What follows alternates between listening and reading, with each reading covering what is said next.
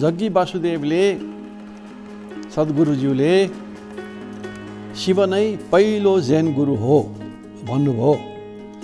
यो कुरा चाहिँ Jaggi Vasudev or Sadguru has said that Shiva was the first teacher of Zen Buddha Dharma.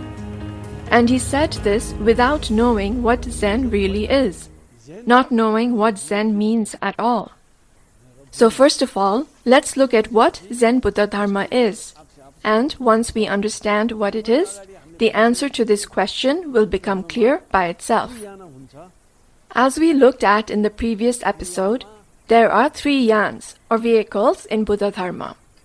They include Shravagyan, Pratikbuddhayan, and Samyak Sambuddhayan or Bodhisattvayan. And Samyak Sambuddhayan or Bodhisattvayan is also called Mahayan. And we also saw that Mahayan includes 2 traditions. As is clearly stated in the 3rd chapter of the Advaya Vajra Samgraha, which is called Ratnavali, उहाँले स्पष्टै बताउनु भएको छ कि महायानम च द्विविधम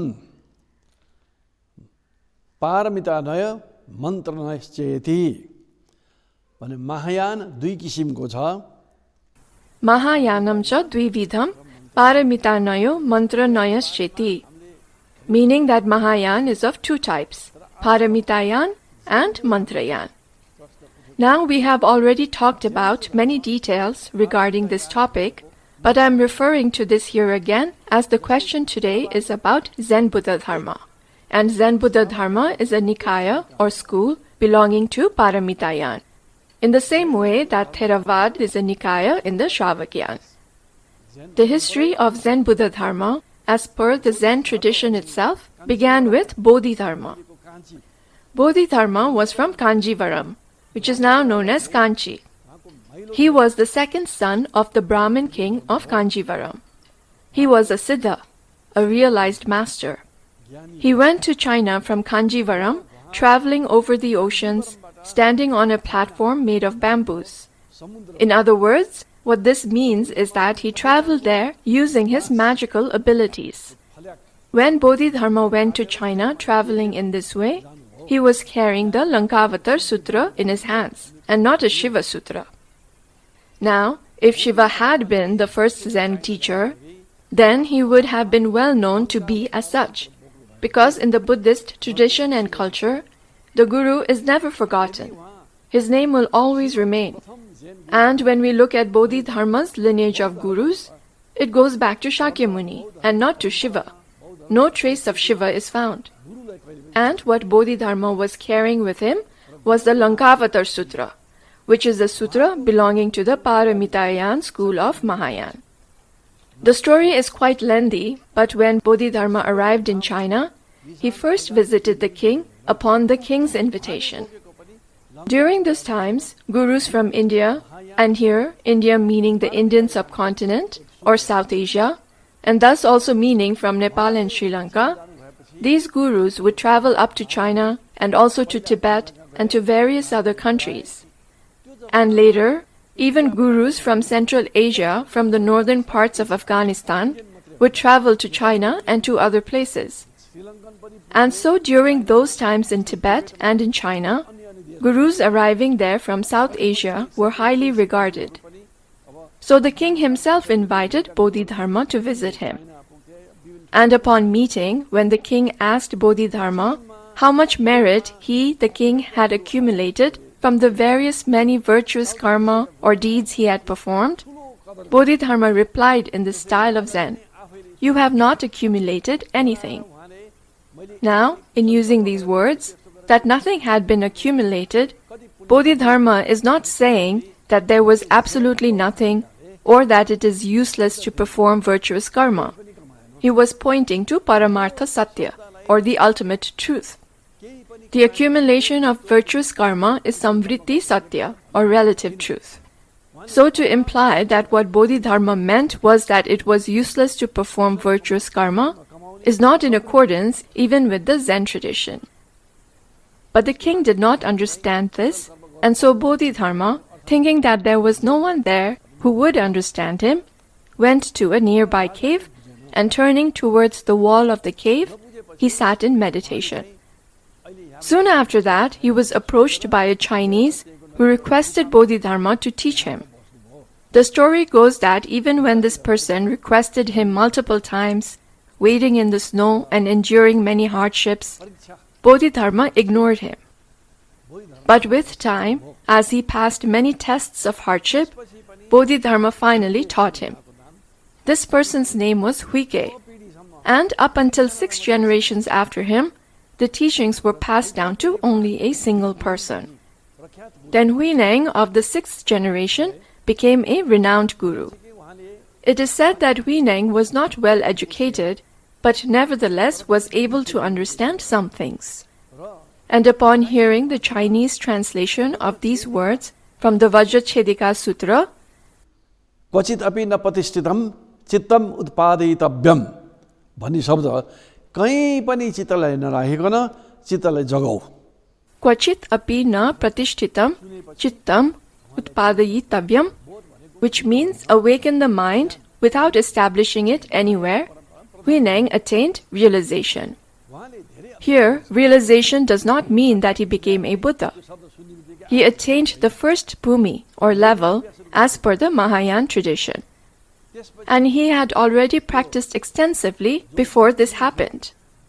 It was not like he was just walking down the street one day and suddenly got realization when he heard those words. He had already done many practices previously. Huineng then met the patriarch of the Chan tradition in South China, and the guru, recognizing him, wished to offer Huineng his robes and other items. This meant that the guru had chosen him to be his successor. But there was another senior student in the monastery who had lived there for many years, and everybody assumed that this other student would be named the successor. Huineng had only just arrived.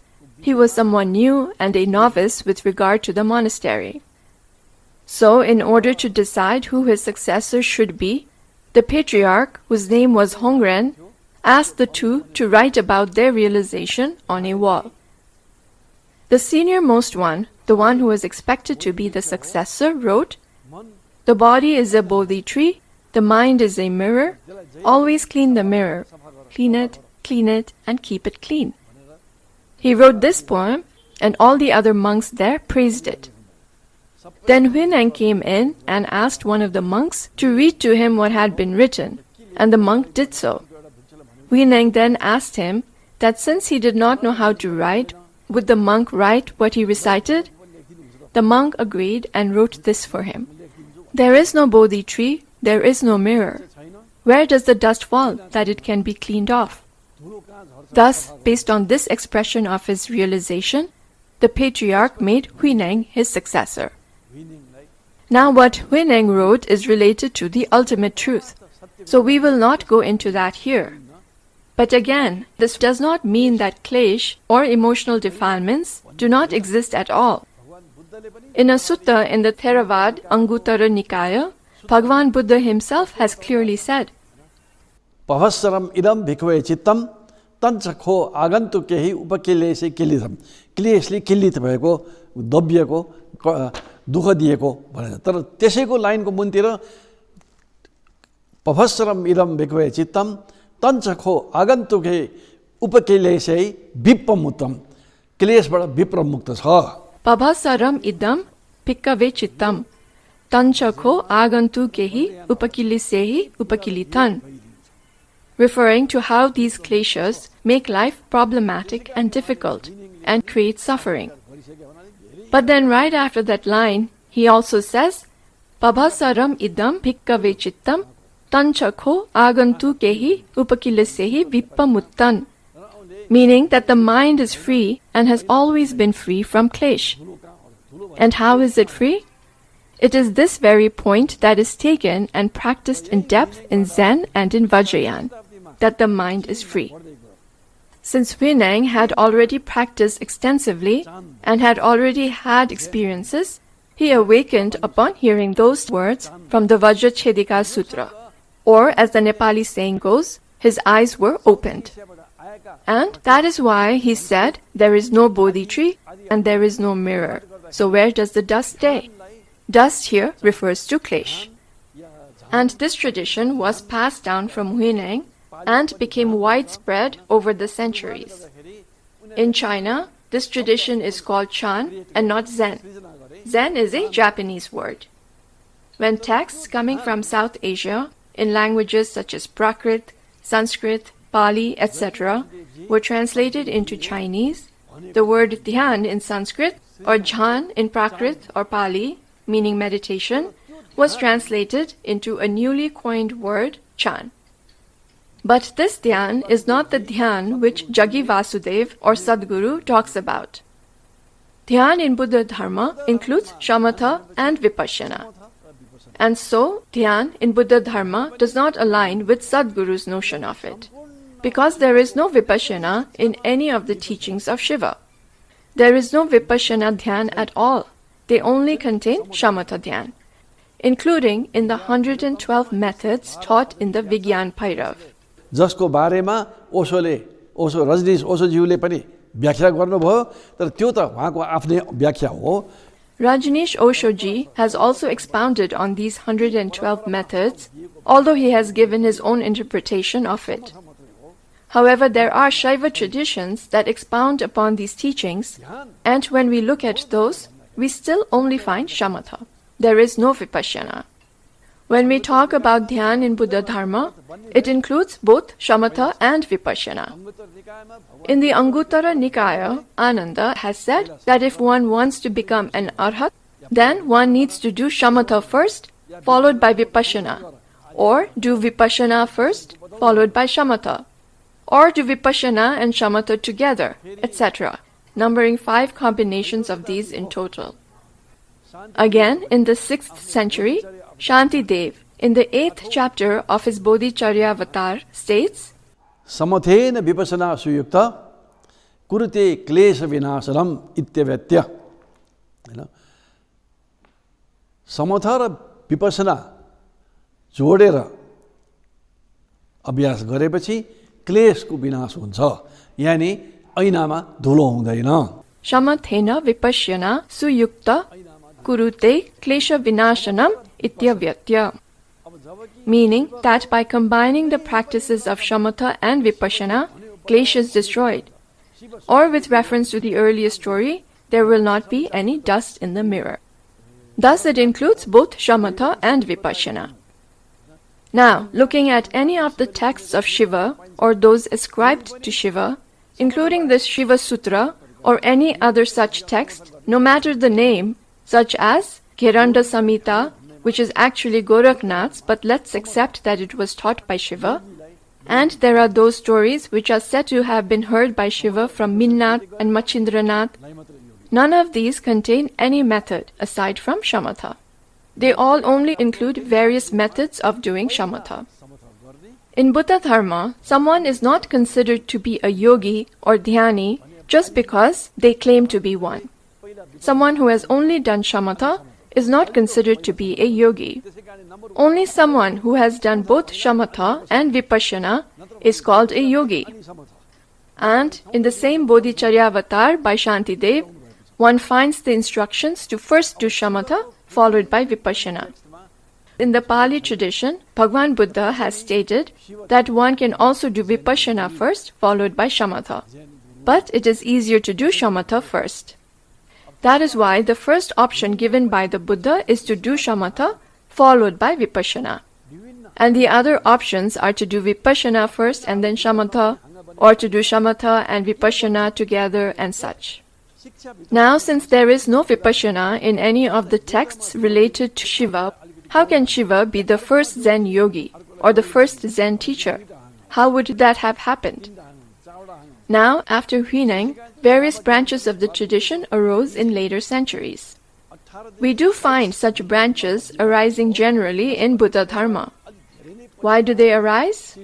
Because the teachings contain many fine points, and there will be some who emphasize certain points while considering others to be less significant, and some others will emphasize different points while considering something else to be less significant, and so 2 branches would arise. These would then again similarly branch out into 3, 4, and so on. That is why in the Shravakyan, Bhagwan Buddha's teachings branched into 18 to 22 Nikayas, or schools, and among these, Theravada is one system which came much later and which originated in Sri Lanka. In the first Sanghayan, or Buddhist council, there was just the one tradition. In less than 100 years after Bhagwan Buddha's parinirvan, it got divided into two schools, the Mahasangik and the Sthaviravad. Now here the question may arise as to whether these various branches led to new and different teachings? No, they did not create other different teachings. It is only that one branch emphasized some particular points while considering others to be less significant, whereas another branch emphasized those very points instead to be more important while considering something else again to be less so and such.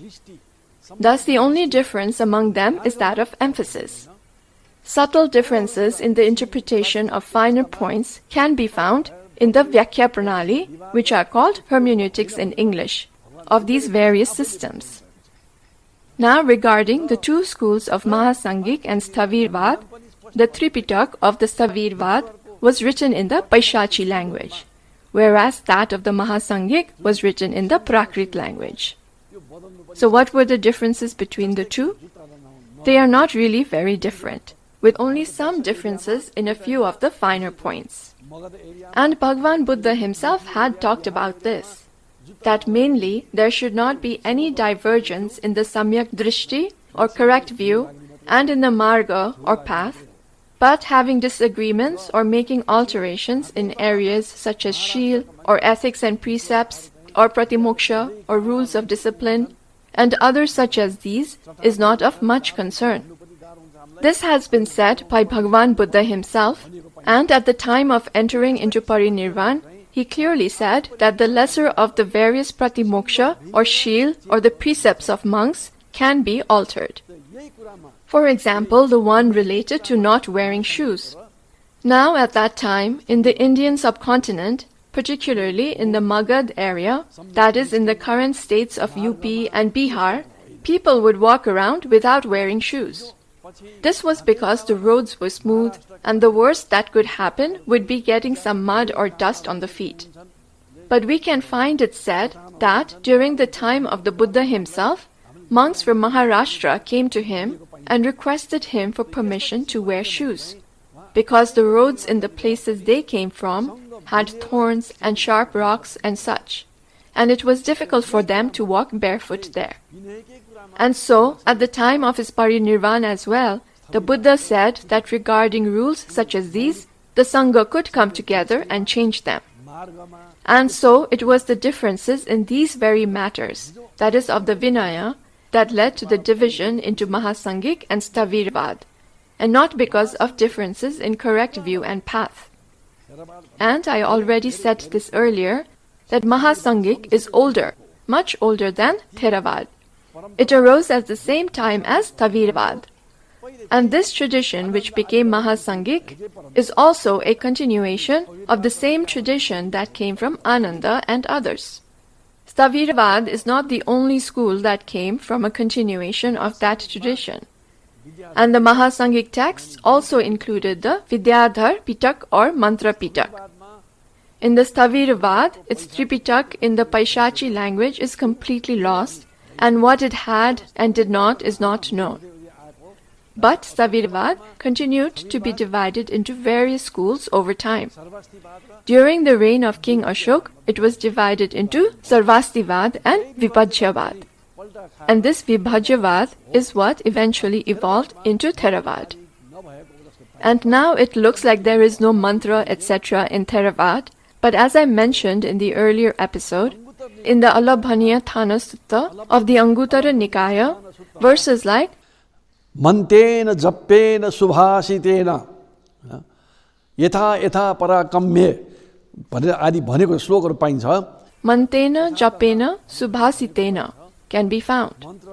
And this verse also includes words such as Yatha Yatha, Parakambye and Tatha Tatha. And these mean that whether through mantra or by chanting or by speaking in a pleasing manner or through anupadanena, meaning by being generous, one should complete one's objective. Thus we see that the Bhagavan himself had said that one can also use mantras and chants, and this is said in a Theravadi sutta itself. But even so, Theravada does not have mantras and such. But this verse does indicate that mantras must have been plentiful in the earlier Stavirvad, at the time it separated from Mahasangik. The texts of the Mahasangik got translated into Chinese and other languages, and thus they were preserved. But those of the Stavirvad were lost. They were completely lost, like many others. There were also many other traditions that came later, such as the Dharmaguptik. The Dharmaguptik also came after Vibhajyavad. The Dharmaguptik and others branched off of Vibhajyavad. Now let's get back to Zen. Let's look at what kinds of practices are included in Zen. Like I said earlier, to put it in simple language, they include both shamatha and vipassana. And also, like I mentioned earlier, there were many branches that arose over time, but two main branches remained, and these continued on in Japan also, and in Korea as well.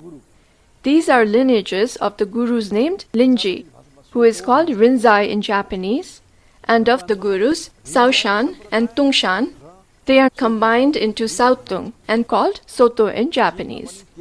Accordingly, in Japanese Zen, there are these two branches, the Rinzai tradition and the Soto tradition.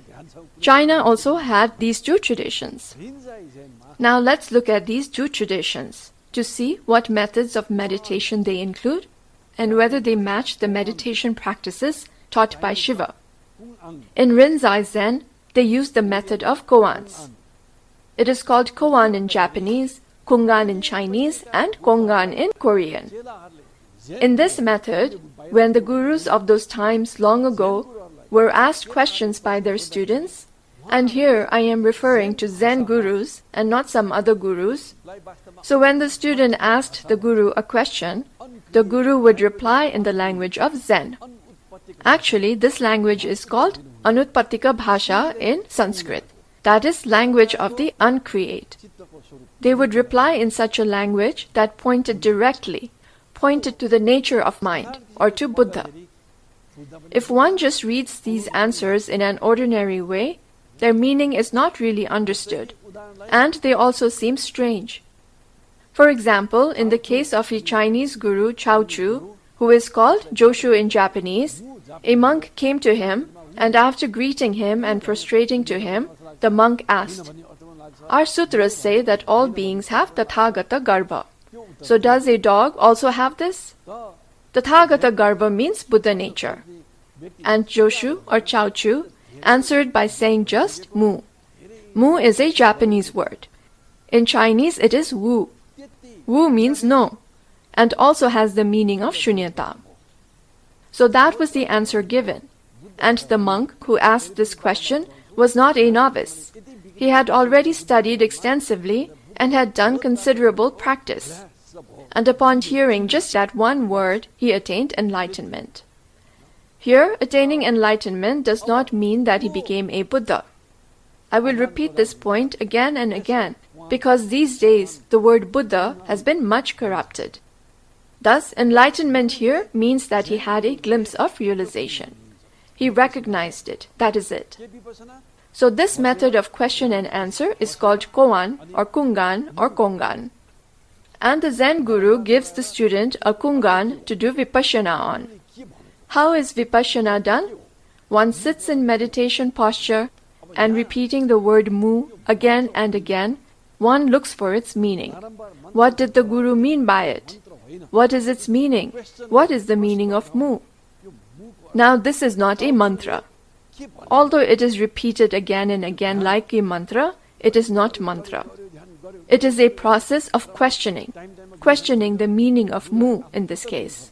Asking oneself, what did Chao Chu mean by this? Meditating on this. This meditation is done over and over and over again. And one meets with the guru from time to time to give the guru an answer if one has understood something. In fact, in many Zen monasteries, students are required to regularly visit the guru for interviews, where the guru asks, So what is mu? And the student has to give an answer. If the student is not able to answer, the guru hits him with a stick, but lightly, as it is only symbolic. It is not that the student is actually beaten, but we do find stories of actual heavy beatings where the beating shocked the student to a glimpse of realization. So what was meant by mu? Mu means no. Now the sutras do state that all sentient beings have Tathagata Garbha, and Chaochu was a learned scholar, so he knew this. But here he replied mu, or no. In Tibetan, this word is mare, meaning no, not there. So what did the guru mean by saying no here? This is the method of vipassana. Vipassana that looks for the truth, looks to see the nature of mind. One diligently searches over and over again, meets with the guru from time to time, gets a beating and scolding if the answer is wrong, and as this process continues to unfold, the day will arrive when realization dawns from the inside. One realizes that, oh, this is what the guru was pointing towards. Because mu is not really a word, but rather a finger that is pointing towards reality or truth.